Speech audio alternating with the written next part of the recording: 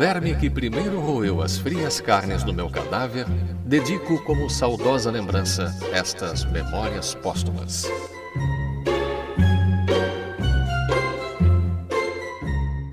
Ao leitor. Que Stendhal confessasse haver escrito um de seus livros para 100 leitores, coisa é que admira e consterna.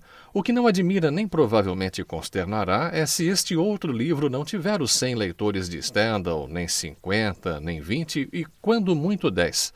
10? Talvez 5.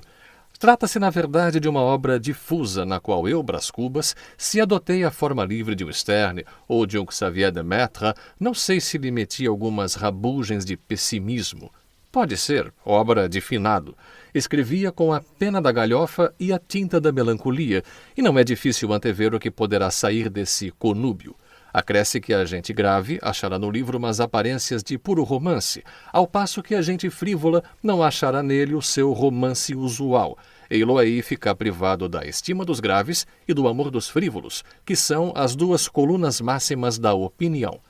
Mas eu ainda espero angariar as simpatias da opinião, e o primeiro remédio é fugir a um prólogo explícito e longo. O melhor prólogo é o que contém menos coisas, ou o que as diz de um jeito obscuro e truncado. Conseguintemente, evito contar o processo extraordinário que empreguei na composição destas memórias, trabalhadas cá no outro mundo. Seria curioso, mas nimiamente extenso, e aliás desnecessário ao entendimento da obra. A obra em si mesma é tudo. Se te agradar, fino leitor, pago-me da tarefa. Se te não agradar, pago-te com o piparote e adeus. Brás Cubas. Capítulo 1. Óbito do autor.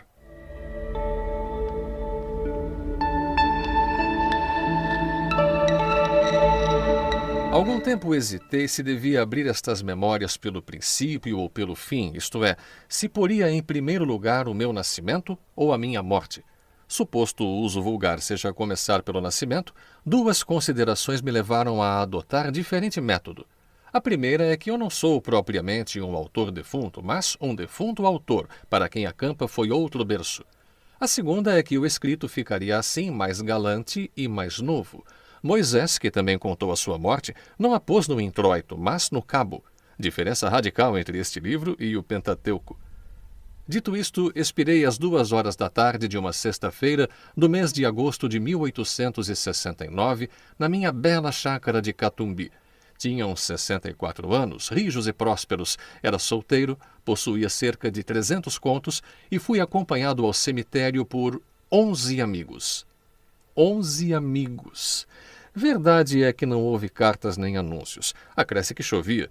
Peneirava uma chuvinha miúda, triste e constante e tão triste, que levou um daqueles fiéis da última hora a intercalar esta engenhosa ideia no discurso que proferiu à beira de minha cova. Vós que o conhecestes, meus senhores, vós podeis dizer comigo que a natureza parece estar chorando a perda irreparável de um dos mais belos caracteres que tem honrado a humanidade. Este ar sombrio, estas gotas do céu, aquelas nuvens escuras que cobrem o azul como um crepe funéreo, tudo isso é a dor crua e má que lhe rói a natureza as mais íntimas entranhas. Tudo isso é um sublime louvor ao nosso ilustre finado.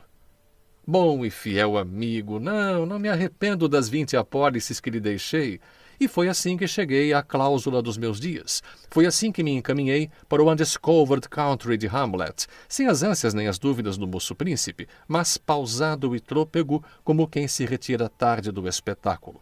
Tarde e aborrecido.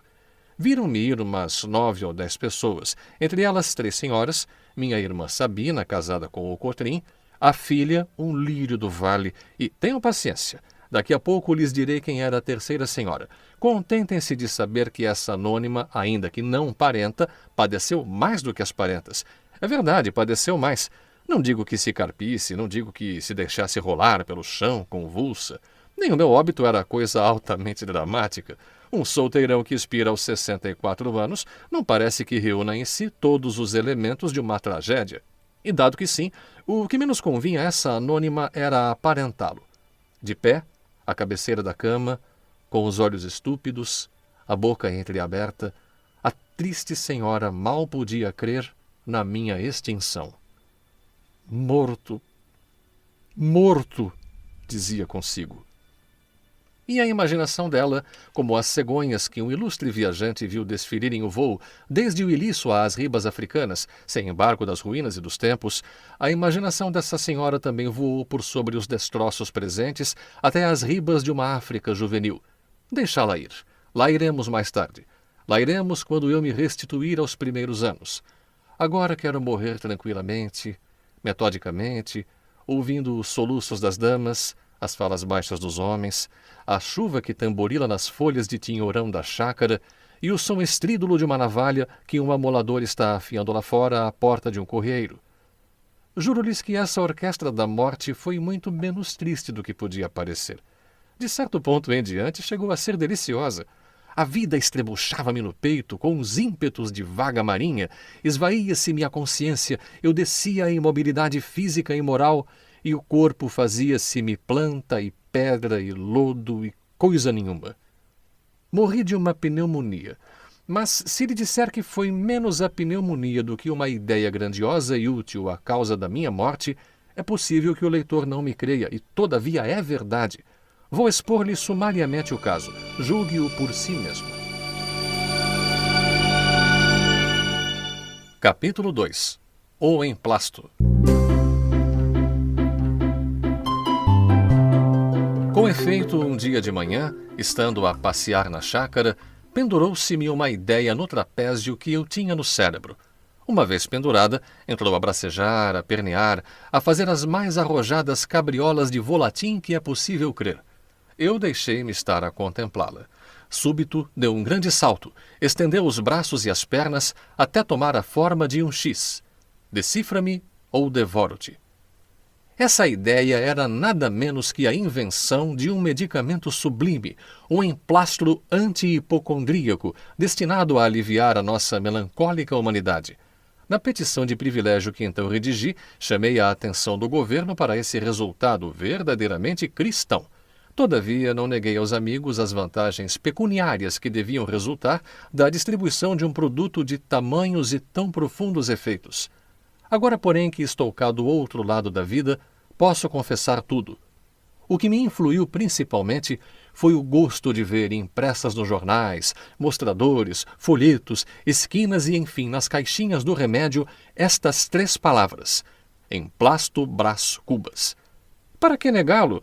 Eu tinha a paixão do arruído, do cartaz, do foguete de lágrimas. Talvez os modestos me arguam esse defeito. Fio, porém, que esse talento me hão de reconhecer os hábeis. Assim, a minha ideia trazia 2 faces, como as medalhas, uma virada para o público, outra para mim. De um lado, filantropia e lucro. De outro lado, sede de nomeada, digamos, amor da glória.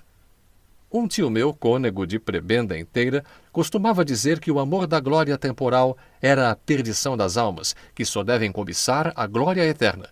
Ao que retorquia outro tio, oficial de um dos antigos terços de infantaria, que o amor da glória era a coisa mais verdadeiramente humana que há no homem e, conseguintemente, a sua mais genuína feição. Decida o leitor entre o militar e o cônego. Eu volto ao emplasto.